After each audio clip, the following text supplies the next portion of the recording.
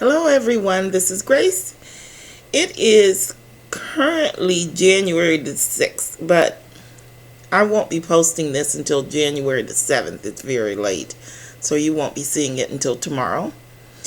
But today we are going to be discussing the signs and the seasons, specifically the signs, but I want to make a comment on the seasons, something that I discovered that I wanted to share with you all. So let's go ahead and get started. Okay, I did not. Here we go. Just need to scoot this over a little bit. Didn't format it correctly. So that looks good. So let's go ahead and get started. In a previous video, I said that days and years are given unique signs in the sky, and that's true. The day, of course, consists of the morning and then the evening, or day and night. And then years, there's a unique sign for years also. It's hidden, of course, but that doesn't matter right now. We know from the Bible that it is the first day after the fall equinox. They changed everything. They changed the beginning of the day to midnight. They changed the beginning of the month to the dark month. They've changed all of the feast days. It should not be, I don't think anyone is surprised that they changed the year as well. Those of us that accepted, because they did. And of course they changed the Sabbath to Sunday. So it should not be a surprise. All of the days have been changed. They even changed the north and the south. Hold on.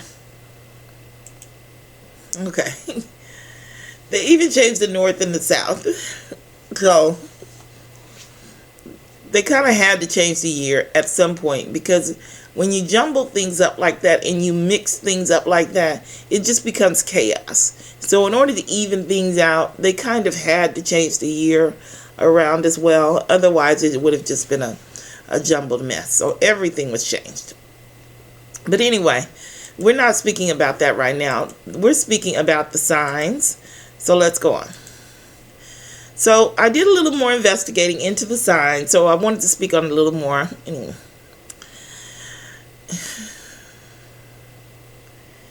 Yeah, hold on. Also,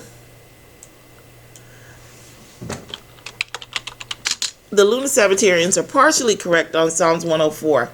It will define the month if they use a full moon. So we'll talk about that also. Look, I just threw this together. Give me some grace. In regards to a sign, I originally learned from the Lunar Sabbatarians that the sign in Genesis 1:14 was a week. I learned that from them. Lunar Sabbatarians seem very smart. I mean, they watch the moon, they do all these calculations. Many of them do. And this is it's their appreciation and their love for this that is kind of the reason why we all believe that they were worshiping the moon. No, they study the stars and they look at the stars and they have a genuine appreciation for it, kind of like we do the Bible.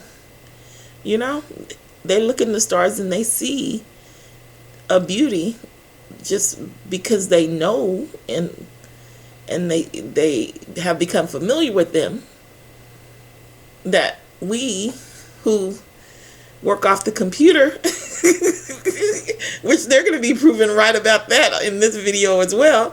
We who work off the computer weren't fully able to recognize until at least I'm speaking for myself here, until I got corrected on it, because they quick to correct. Man, we're not worshiping the moon. We said it in so many videos. I was like, okay, got it.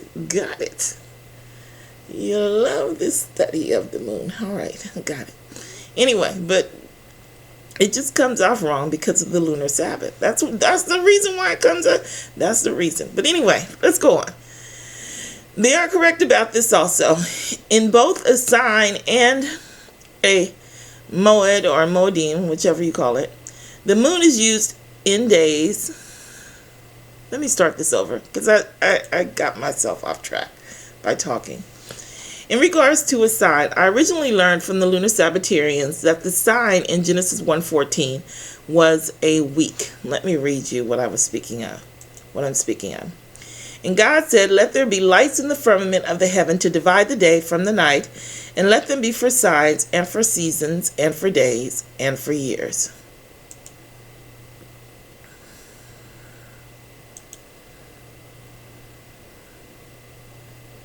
So this word signs right here is the word that we are investigating.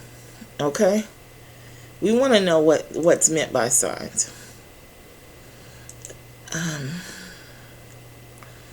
They are correct about that also. It is both a sign and a moed.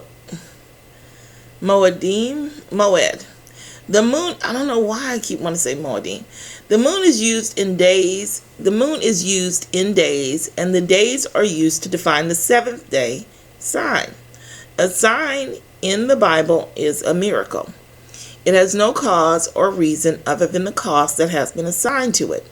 So the Sabbath is both a moed and a sign. The moed is the seventh day appointed time. The sign is that we keep the seventh day in faith with no evidence other than it is the seventh day.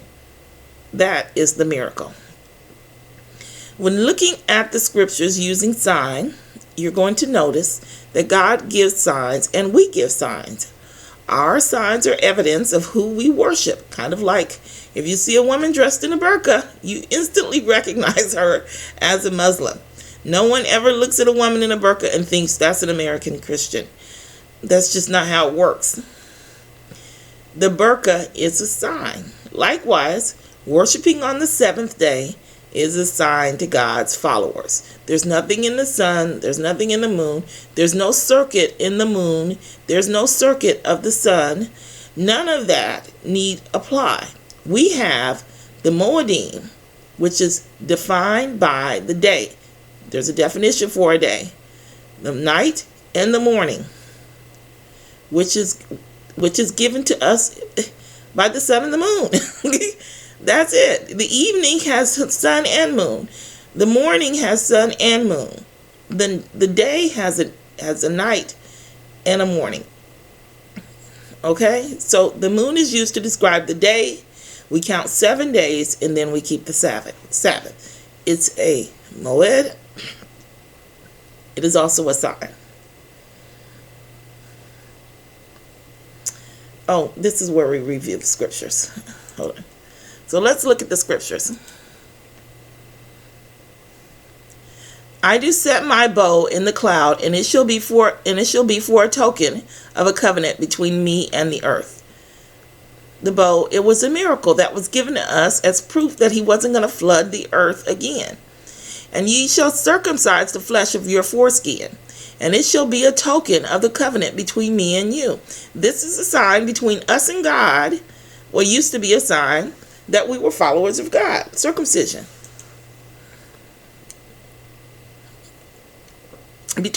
For the men and God, not for the women. Because all those men which have seen my glory and my miracles, which I did in Egypt and in the wilderness, and have tempted me now these 10 times, and have not hearkened to my voice. Now it says all through the plagues that those are signs.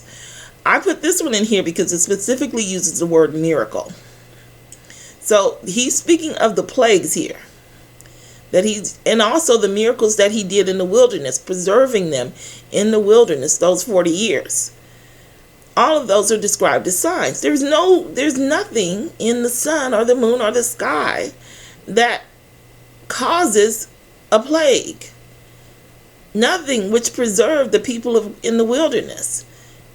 It has nothing to do with that. A sign is a miracle. It's defined by whoever does it.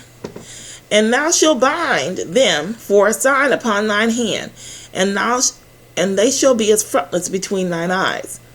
He's talking about the 10 commandments here. The 10 commandments, keeping the commandments, is a sign that you worship God. Just as the Sabbath is.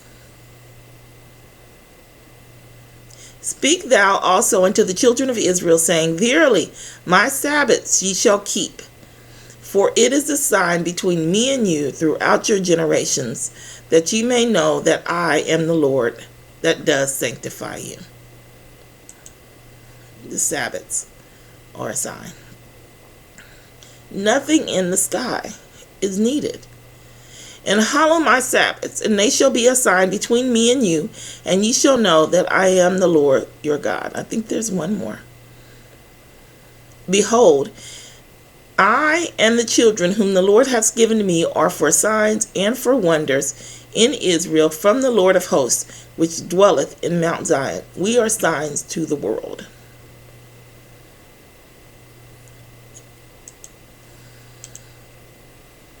So, yes, the Sabbath is a season. You have to have the days which are defined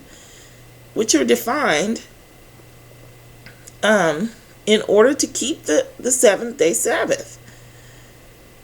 But keeping the seventh day Sabbath in and of itself does not have a unique sign in the sky. It doesn't. It doesn't need one. We're told it's the seventh day. So let's move on. That's all I have to say about that. I just wanted to point that out. Okay, so before looking at the seasons, I want to remind you that seasons does not mean month. Now, it means an appointed time. That's just what it means. Most of the uses for seasons is for the tabernacle of congregation. It's for tabernacles of the congregation, where congregation is the word for seasons. Let's just look that up real quick.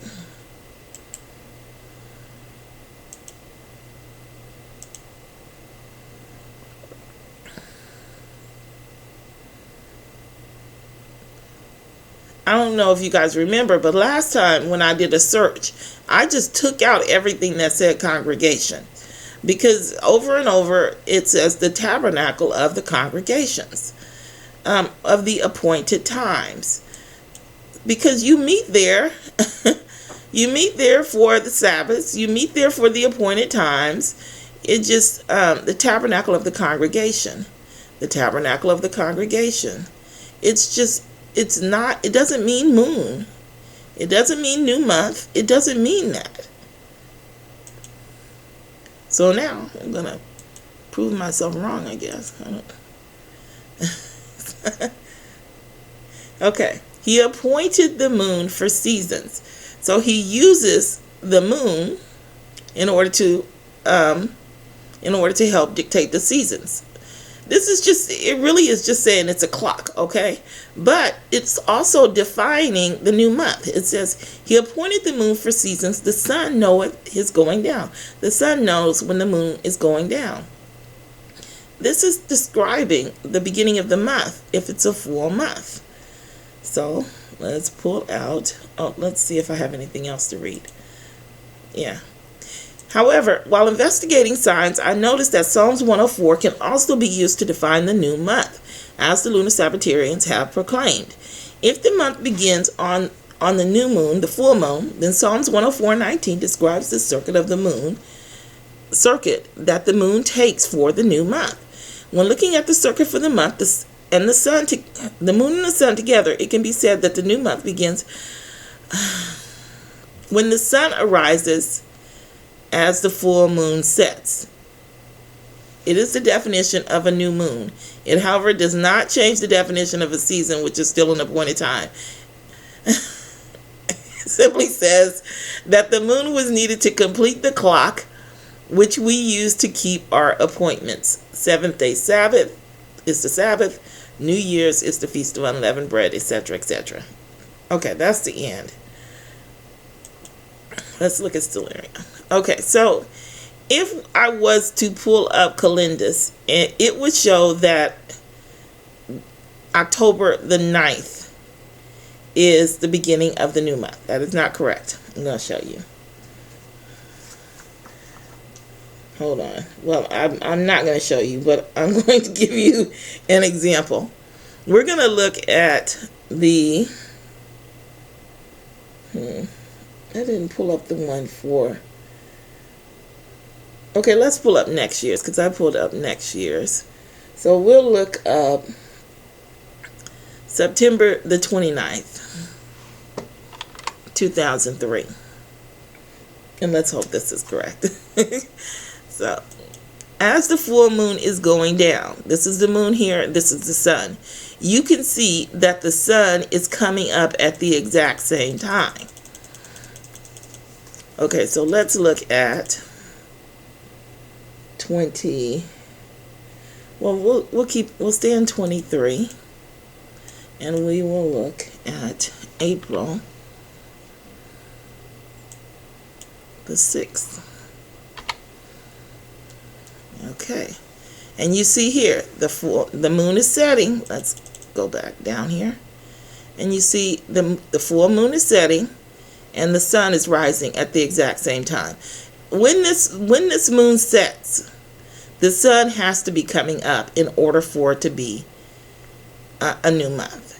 And if we look at 2022, if we look at 10/9,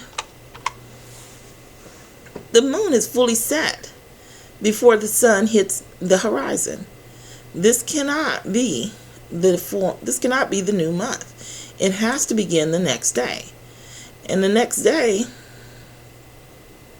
is kind of close. But right when the moon is setting, you see the sun is coming up over the horizon. So it's the 10th. It's not the 9th. I guess because they're both over the horizon at the same time. Maybe that's why they calculated it.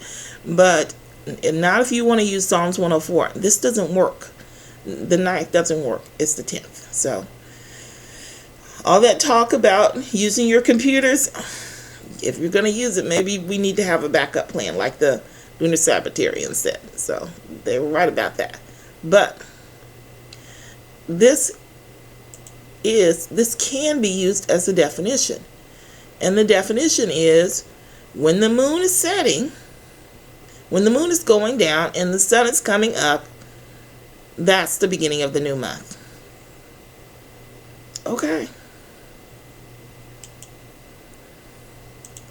That's my whole study. I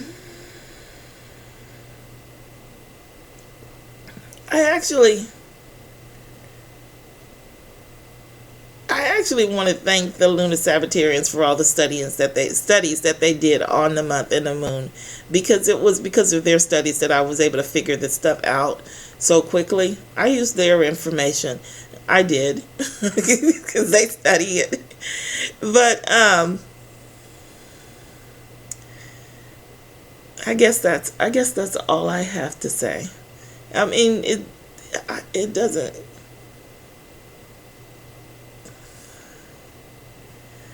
Yeah, that's all I have to say. I will talk with you in the next video.